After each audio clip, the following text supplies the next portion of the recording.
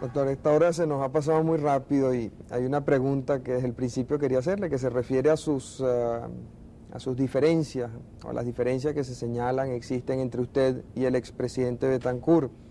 Recuerdo que durante el fragor de la campaña interna de Acción Democrática, cuando usted era partidario de la precandidatura del doctor Lucinchi, usted tuvo unas frases que se interpretaron iban dirigidas hacia el expresidente Betancur y fueron consideradas duras.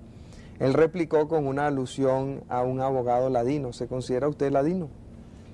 No, yo en primer lugar, todo lo que tiene que ver con lo que fue la campaña interna de Acción Democrática, yo pienso que está inserto en una página de la historia que ya pasamos. Estamos ahora enfrentados a una situación en la cual debemos ser leales a Acción Democrática sin ningún tipo de disyuntiva. Y en segundo lugar, yo no puedo jamás aceptar públicamente que pueda asumir actitudes o siquiera tener expresiones que se puedan considerar de enfrentamiento para con el líder máximo de Acción Democrática, que es el expresidente Rómulo Betancourt. Estas son cosas que muchas veces se toman, se manejan, se lanzan como especies y como rumores, y que muchas veces ni con mala intención se echan a rodar, sino como para despertar interés respecto a las personas que se señalan vinculadas a esas situaciones. Yo como abogado he tenido el defecto de no desertar de mi condición de tal. Me he esforzado en mantenerme como tal aún en el ejercicio de funciones parlamentarias y también de funciones políticas. Muchas veces se me critica que en mis artículos de prensa yo me voy mucho a la cuestión legal. En el Congreso he intervenido siempre en las discusiones de las leyes más importantes. Es decir, yo no he querido dejar de ser el venezolano que pudo recibir una educación en el campo de las leyes y que luego se olvide de ella para dedicarse a otro tipo de cosas. Siempre he pensado que yo debo retribuirle a mi país con los conocimientos que pudiese haber adquirido en el campo de las leyes, aportando como abogado. Ahora que a veces se me califica de una manera o de otra, desde luego que eso no obedece a mis propósitos, pero tampoco lo puedo evitar. Y esa falta de simpatía o esa antipatía existente entre el presidente Betancur y usted, ¿a qué se debe?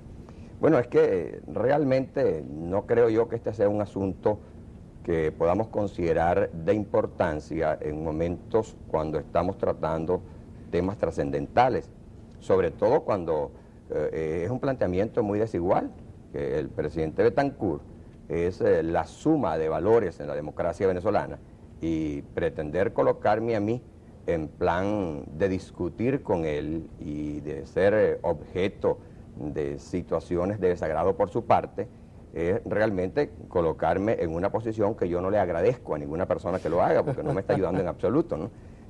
Pues que en estas cosas yo no desconozco que se dicen y se mueven y se manejan, pero realmente lo que yo no puedo es contribuir a que la situación se sitúe en términos de disyuntiva, porque evidentemente, si incluso a mí me ponen a escoger, yo me decido por el presidente Betancur, no, porque ¿cómo vamos a poner a escoger a los demás? Esto es un asunto que para mí está muy claro. Sí. ¿Qué siente usted que pasará o qué cree usted que pasará en Acción Democrática ahora cuando regrese el presidente Pérez? Bueno, para mí el presidente Pérez, que salió de Acción Democrática con un gran prestigio como dirigente político, regresa ahora a Acción Democrática con un gran prestigio como estadista. Y esto para un partido político como Acción Democrática significa mucho, porque al reservorio de todos los dirigentes se viene a sumar otro expresidente con la actualización que significa venir inmediatamente a ejercer la jefatura del Estado. De modo pues que yo creo que Acción Democrática es un partido que tiene mucho que ofrecer al país, en razón de que entre su gran recurso humano están expresidentes de la República, líderes políticos en condiciones de seguir rindiéndole al país y de seguir aportando no solo sus voluntades y sus conocimientos, sino también sus experiencias. Ya para terminar, lamentablemente se nos termina el tiempo. Quisiera hacerle una pregunta como parlamentario. Entre los grandes problemas del país, aparte del de la corrupción administrativa, se señala el problema educativo.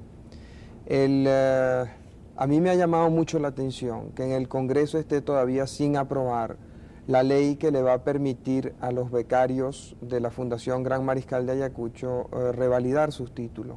¿Qué pasa en el Congreso que no pueden ponerse de acuerdo Sí, esa ley va a aprobarse en este periodo de sesiones. Incluso el presidente Carlos Andrés Pérez designó recientemente una comisión de 5 ministros para que fueran a entrevistarse con el presidente del Congreso, doctor Gonzalo Barrios, e instar la pronta consideración de este proyecto de ley. Para mí se trata de un proyecto muy justiciero, porque cuando el Estado venezolano envía a jóvenes suyos que ya pasan de 15.000 a formarse en las universidades más prestigiosas y en los institutos tecnológicos más acreditados del mundo, a hacerse unos profesionales de alta entidad y a regresar al país para que contribuyan con los aportes de esos conocimientos, sería injusto que también se les fuese a pasar por el tamiz de una reválida, por cuanto ellos han ido enviados por el Estado y a buscar un beneficio para todo el país, no han ido movidos por un propósito egoísta, ni mucho menos en condiciones que pongan en tela de juicio su formación científica y tecnológica.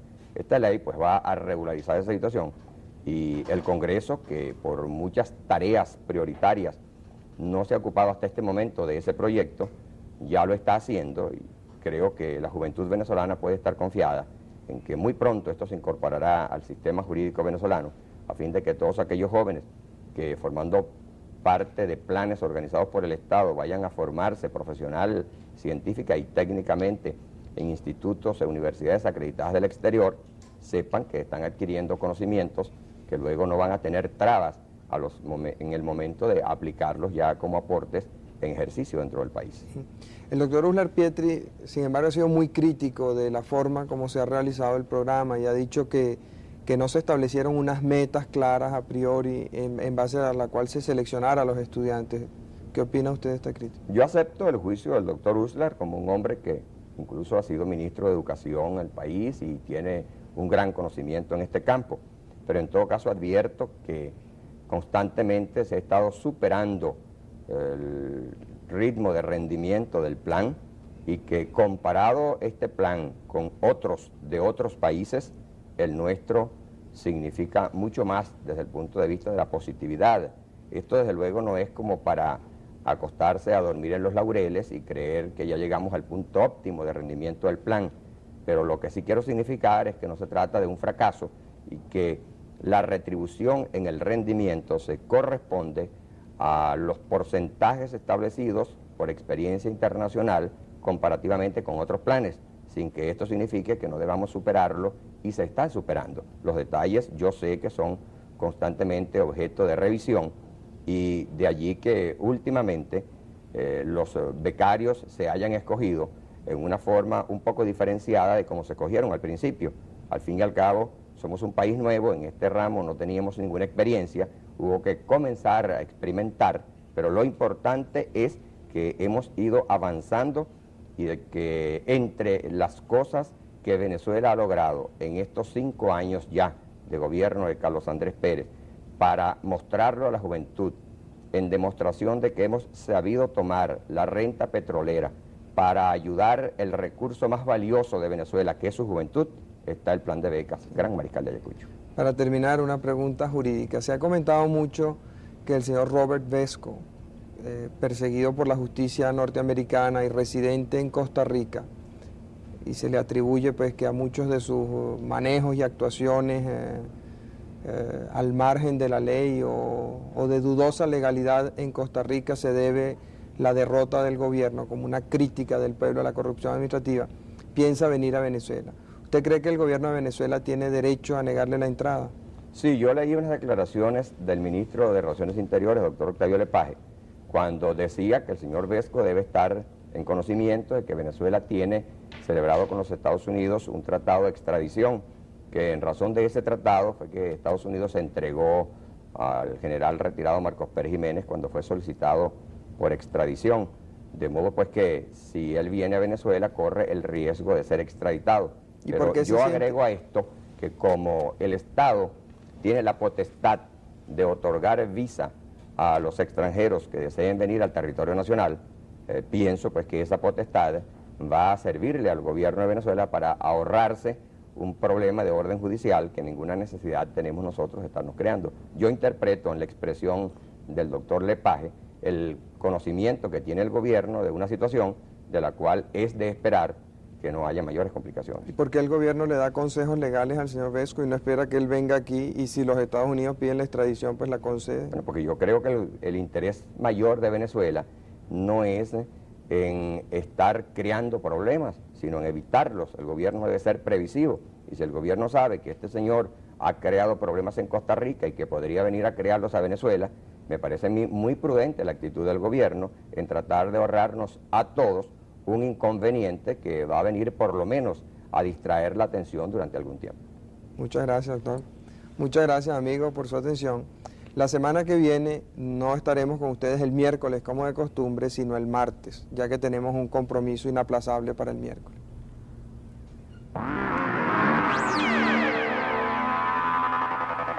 Radio Caracas Televisión presentó